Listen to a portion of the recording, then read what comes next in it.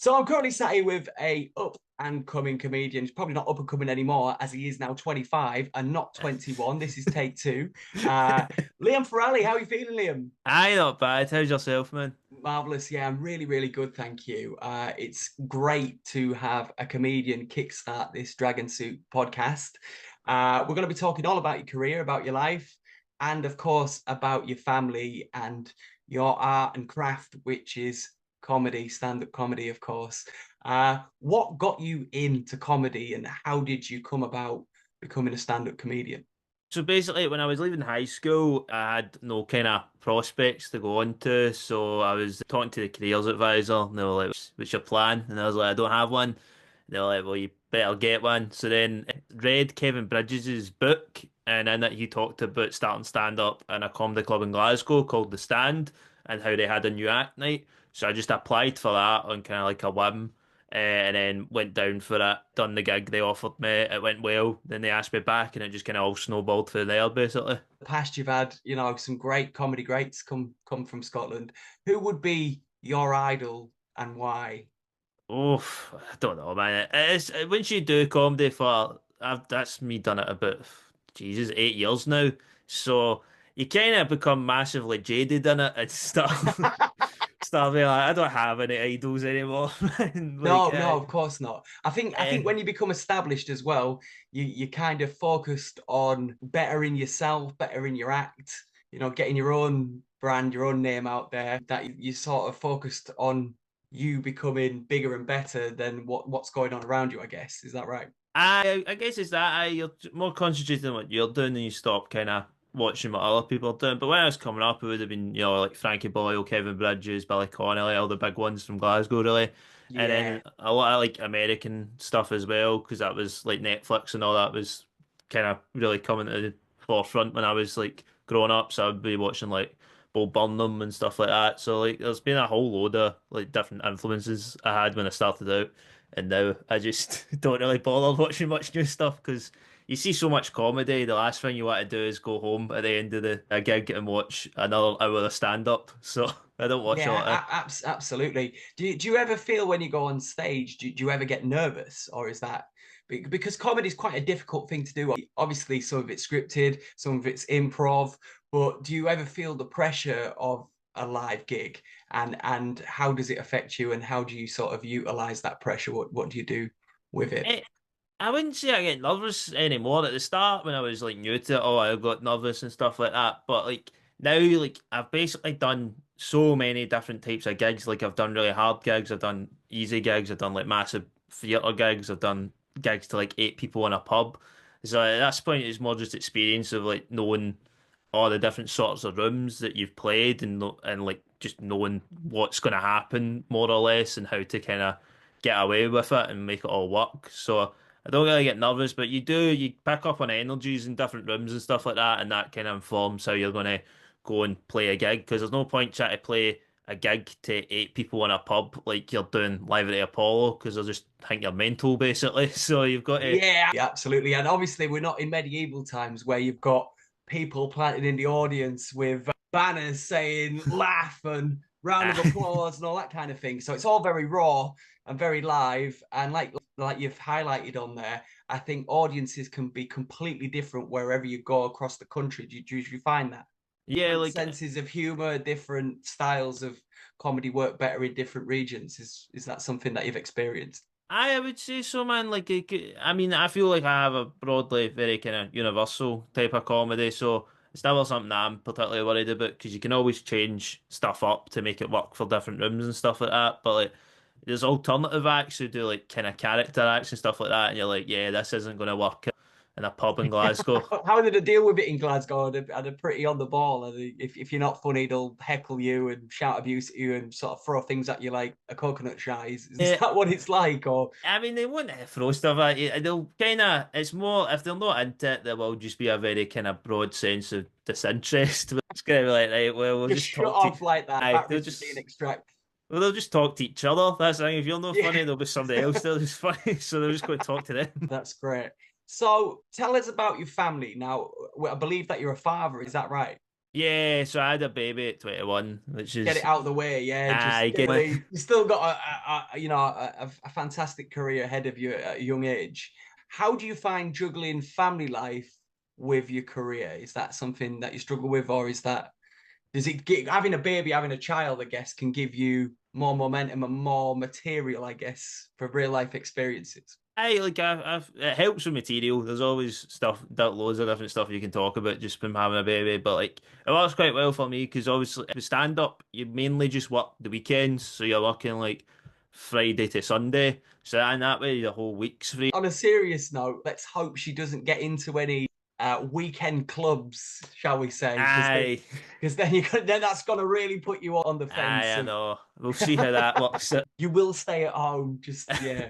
But your origins are obviously Scottish, but you've played the Apollo, I believe, and you've played quite a lot of renowned comedy events and comedy theaters and things. Which is your favorite event, and which is your favorite theater, and why? So I would go for the Stand Comedy Club in Glasgow. That's the one I started at. I'd say it's probably in terms of like comedy clubs, that room's the best room in the UK, I would say, because it's just the way it's shaped, everything about it. It's like low ceilings, everybody's on top of each other, like it's just perfect for stand up.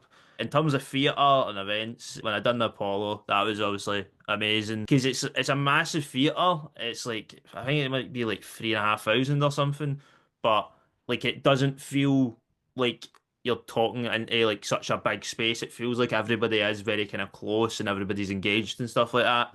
So like that theatre's perfect, but I'd always want to play the Stand if I had to do a gig because it's just Yeah. home ground, you can't lose there.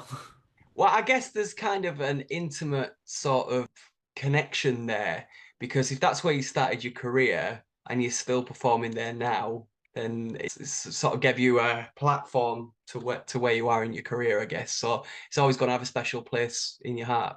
Aye, definitely. I know most of the people there as well, so I always get a free pint, so you can't complain about Free that. pint and some jokes. That's another thing that I want to just touch on very quickly is the fact that as soon as you say you're a comedian to somebody, do you get people stop you in the street? Go on then, make us laugh, tell us a joke. Do you Eh, ever get that? it's mainly taxi drivers. If you're in a taxi and they're like, "What?" Yeah, eventually the conversation's going to turn to what you do. I've just learned to lie at this point. I just say I'm a plumber or something because there's no point. You're just going to ruin your journey because they'll be Taxi trying to. drivers and comedians, probably the worst two jobs to have to describe to somebody. Because if you say you're a taxi driver, the first thing somebody's going to ask is, are you busy? Have you been busy? What's it like out there? Do you know what I mean? But when you say you're a comedian to somebody, people automatically expect you to I have a joke make ready them to laugh, go. have them ready to Aye, go. Yeah. What they don't aye. understand is the broad horizons of comedy, and comedy isn't always about telling a one-liner, is it? Aye, so it can be like stories and stuff, but it's difficult to explain that to someone when they're very much like just staring at you, like, why am I not laughing right now? Well, it's a complicated job. Yeah, exactly. Now, obviously, you're 25 years old, so you're not that old, and you're up and coming, and you've played some of the most renowned venues that a comedian could want to play. Just tell me a little bit about your upbringing and what you were like at school. Were you funny at school, and was it well received? I wouldn't say I was like massively funny. I would say I was quite quiet, but a lot of the time I didn't turn up to school most of the time. So it's difficult to say. I had my mates and I made them laugh, but like I wasn't like pure. I wouldn't say I was like massively confident or anything, but like my mates thought I was funny, so that was kind of what I did. And then you had to write a lot of English essays. So whenever I would write an English essay, I would always try and make that funny, just to basically try and make it interesting for myself. So that was kind of the way that I was kind of started like writing jokes and stuff like that was through like English essays. They weren't usually well received, so it's good that No, it's that's funny that because a lot of the great comedians always say that the first sort of experiences with comedy, whether it's writing or performing or delivering them gags and jokes, they never went down well, which is surprising really because when you see somebody bloom and sort of get bigger and better and become household name, you'd expect them to almost to sort of step straight into that role. Do you know what I mean? But like you say, I think it takes a lot of hard work and a lot of dedication and a lot of you have to sort of talk to yourself. Is that right? Do you have to sort of say to yourself, this works, that works, this doesn't work, and this is what I'm going to do bigger and better next? There's a lot of, you need to kind of reflect a lot on what you're doing. Like an audience will let you know what works and doesn't work, and you'll find out immediately, and it can be quite brutal like that. But like it's one of those ones where you just kind of have to listen. I think a lot of people have a perception of like comedies is about like talking and telling jokes and stuff. That's only really 50% of it for me. For the other 50% is you have to listen to what the crowd wants and like what the crowd actually like, because that's the only way you're going to work out actually what works and what is funny. Because there's a lot of times you think something's funny and then you say it to a room full of people and they look at you like you're mental, and then you're Yeah. like, well, I've learned that lesson. So obviously this is sort of laying it bare, this podcast. This is what it's all about. It's just sort of, it's not just talking about your achievements and your accolades and things. We want to understand comedy on a greater scale. So there's obviously a lot of levels to comedy. It's not just about the delivery, and it's not just about having the jokes. It's like you say, about listening and observing your audience. Do you ever find that audiences are harder to please these days? I wouldn't think so. I personally, because there's all this kind of argument of wokeness and all that. I don't really think that affects comedy massively, because at the end of the day, comedians weren't going up and making like political statements and stuff like that. They were just telling jokes. So your main goal is to make people laugh. It's not to try and offend people. It's not to try and make some sort of grander point. At the end of the day, you're just there to make people laugh. So you're making people laugh, then there's not a lot to worry about. Otherwise, like I know people worry about getting offended and stuff like that. See if the joke's funny enough, people aren't really that arsed of whether or not they're offended by it. It's whether or not the joke works and stands on its own feet. If the joke's relying on someone being offended, or it's relying on tearing down another group of people, if it's no funny enough, it's not going to work, and that's going to be where your issue comes. The issue isn't with like offensive material; it's whether or not you make the offensive material funny enough. Yeah, I think that's a great point to make there, Liam. Absolutely, which was what we were going to move on to next. And obviously, I don't really want to focus too much on that word work, but talking about how people take jokes, do you think it says more about the person that's offended than the comedian making the joke sometimes? I'm not entirely sure. I mean, I think it's one of these things where if you never, when you're going out to do your work in comedy, you never know who's in the crowd. So it's no as it can never be a case of this comedian's came out and said something just to upset you. Like they don't know you, so you were never a consideration in it. Sometimes stuff gets said in a way that maybe is a bit colder or a bit harsher than a certain person would be willing to accept. But at the end of the day, you've just got to accept like you're not going to agree with everybody, and you're not going to actually understand everybody on the same level. Like some people talk harsher than others, and that's just life. And like I think you got to realize at the end of the day, if you're going to watch comedy, none of those comedians have set out to offend you, because at the end of the day, they're just trying to do their job, and their job's to make you laugh. So they were trying to make you laugh. They might not have done it very well, and they might not be very good at it, which can happen, but you kind of need to take it as the intent was to make you laugh. And if they've made an arse of it, then that's on them, and they'll know that was bad, because every comedian knows when they come off stage whether they've done well or they've done fucking shite, basically. So, We're on a low budget here. We don't have sound effects and bleeps to blur out yeah. words derogatory, but I'm pretty sure that we'll keep that in because that's quite amusing. And it is Dragon Soup after all. So, touching on family life, have you got any funny stories, real life experiences that you could share with myself and our viewers on real life family matters and experiences? Eh, Of being a father, shall we say? the last week, my daughter, she's free. She apparently, for what she's telling me, she's got two boyfriends at nursery, which I thought was, it seemed a bit much, but I was like, cool, because I was like, I want to be like a modern man and no overreact to things. So it's good for you, pal. And then, Everything's evolving, right? Everything's uh, getting larger, getting bigger. Like who needs one when you can have two or three or four? is that who am I to judge, So I was like, right, cool. Then I went to pick her up for nursery, and she was telling me how she'd headbutted one of the boyfriends because he said she wasn't allowed to talk to the other one. So that's currently what I'm. Wow. I, I Brutal. It's a difficult one because you're like, who is in the wrong here? Because she should have said that to her. That's controlling behaviour there, but he should have headbutt people. But I think he kind of has to look at himself in this situation. So Yeah, absolutely. So, as a comedian, then you're sort of known for telling stories, but have you got any good jokes, any good one-liners that you could share with us? one-liners, man. Because this is I had to do. I was down. I support a football team called St Mirren in Paisley. I had to go down to there to do like a bit of a media thing, and the whole thing was like you can go in and you can tell them jokes, which I wasn't 100%. I thought they wanted me to tell them like of my full set. And then it was like, no, just one-liners. I don't really have one-liners, so I was stood in front of a bunch of people I watch every weekend, be You don't like, have one-liners, you've I just got paragraphs, right? Aye, and I just stood there like, well, has any of you ever been to Edinburgh? Aye, so I don't have one-liners, but it's becoming more and more obvious to me I need to get more of them. So, Okay, then let's elaborate. What's your favorite story to tell on stage?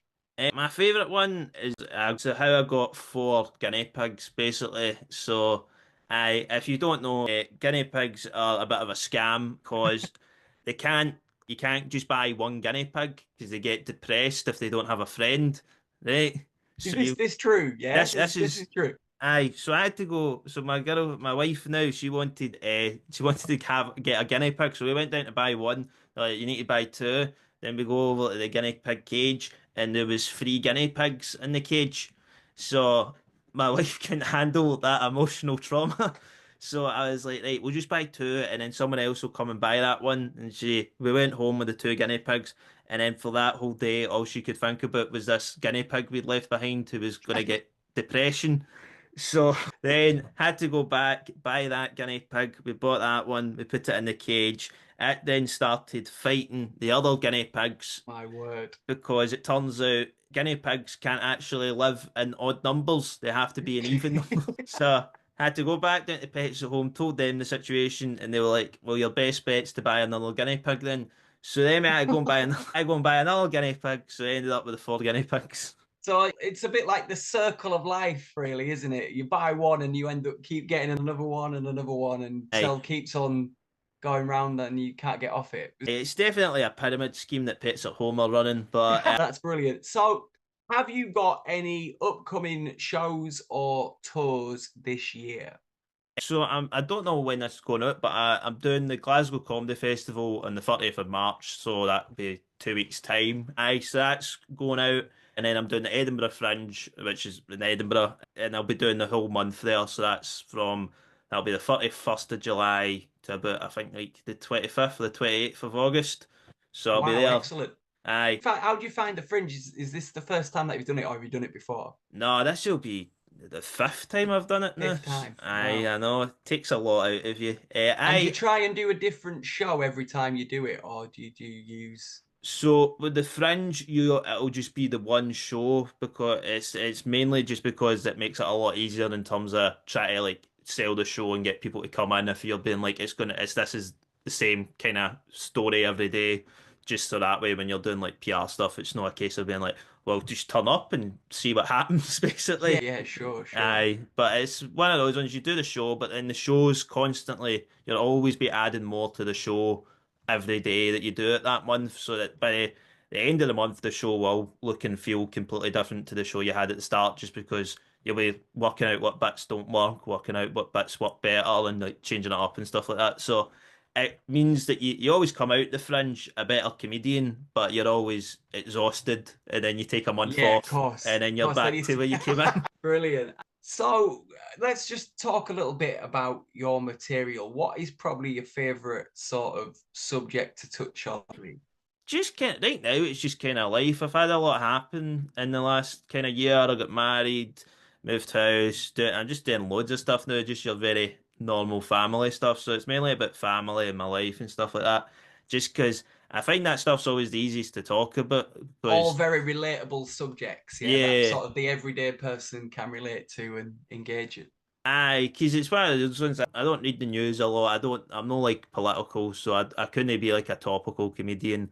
and I'm not creative enough to do like the kind of out there artsy stuff. So I'm very much just like I'll just talk about what I know, and that's always kept Are me you a in good fan stead. of like satirical comedy? Does that tick any boxes for you? Or When it's done well, it's brilliant and stuff. So I always watch that. Like the thing with any stand up is when it's done well, it's brilliant. But there's a lot of it's like anything. There's so much out there now. You do see a lot of stuff that's really missing the bar. But like there's a lot of great like satirical comedians. There's like Matt Ford who's brilliant at it and stuff like that. So when you get someone who knows what they're talking about, it's always brilliant. But you do see people who try and go into it and try and make big points yeah, and quickly, yeah.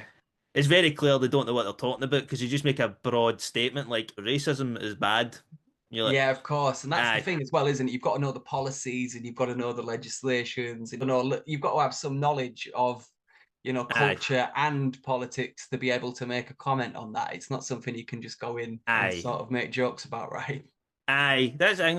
It becomes very apparent when someone doesn't know what they're talking about because they'll just say stuff that you already know, and you're like, well, I knew that. I'm not here to It's watch. like a drunken night out, right? Aye, With somebody with ADHD or something. Like, do you know what I aye.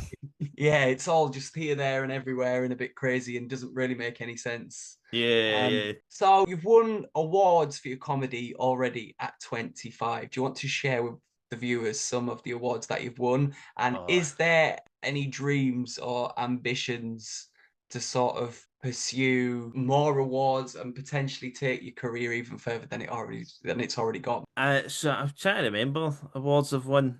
I know I won Scottish Comedian of the Year because that's always a good one to put in a poster. I mean, that's a huge accolade. That's, Aye, it sounds very good. So the I was, funniest man in Scotland, Liam Farrelly. aye, well, they stopped doing that award after I won it. So Really? So you were the last I people. know, You've made took, history. took the whole award down with me. So that was something. I've done like a bunch of stuff. So mainly like the big ones, I got to the final of stuff. So I've done like So You Think You're Funny, and that's like a new acts competition, but like everybody's done like that. Like Peter Kay done it, and like Bridges and loads of people have done that over the years. And then the new comedy awards, which was on the BBC. So I done the first televised ones of that. So that was class. But I don't really have like a lot of the awards stuff is there's like it's either for people who are new and starting out, so it's like all the new people and all that, and then you kind of progress out of that, and then the next sort of awards are like for like people who are like properly going for like doing massive fringe shows and like doing loads of stuff where it's like there's kind of like this middle ground where it's just like your working comedian where there's no awards There's for. no awards for that. We should make one. You could make one. You could be the first comedian to start an award system, and you could Aye. award yourself the award because it's thoroughly deserved by the sound of it. For the first one, I mean, that would work.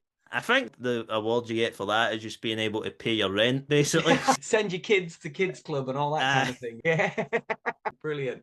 And finally, in the future, then, do you think is there aspirations? Is there dreams there to potentially go on and front your own television program or write your own show? Would you want to write for somebody else, or would you just want to carry on and keep doing the live circuit as you're doing at the moment? I'm basically open to anything. Like I've done like a lot of writing for different stuff and stuff like that, so I'm always open to writing more stuff.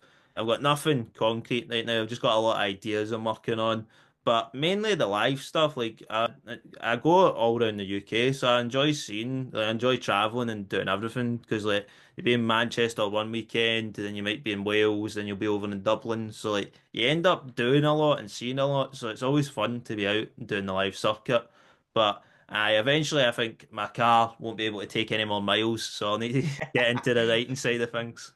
Yeah, that's it. People get these cars on 4 year things, and then you'll be done in a year because you'll have maxed it out, and it's time to move I on and get a new car, right? I know. I think I've done in the last 4 months. I've done 20,000 miles, which was Wow. not part of the plan. So I'm now starting to worry. I've only had this car since October, and it's already had two services. So I'm like, this is not good here. I need to be careful. Finally, anything else that you want to say to our viewers in terms of self-promote?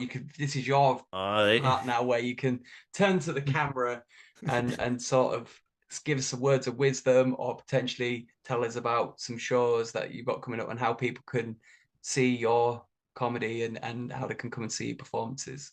Aye, if you want to see more of us, you can go Instagram is where I'm mostly on, so you can go there on Liam Farrelly Comedy, and then Liam Farrelly Comedy on like TikTok and Facebook and all that, and that'll tell you where I'm gigging and what shows I've got coming up, so you can always buy tickets for that. And aye, keep drinking dragon soup. So, I thought you were gonna sort of point and wink into the camera as you said that. Liam, it's been a pleasure listening. All the best for everything that you've got going on and all the best for your family life as well. It's been a real pleasure. If you want to see Liam Farrelly, check him out on Facebook, Instagram, social media, and TikTok, of there course. you Yeah, there we go. And if you're not into social media, then you can go to his live shows. He's got some shows coming up at Edinburgh Fringe in a few months' time. Liam, it's been an absolute pleasure. Thank you very much. Brilliant. Cheers, man. Thank you. Thank you.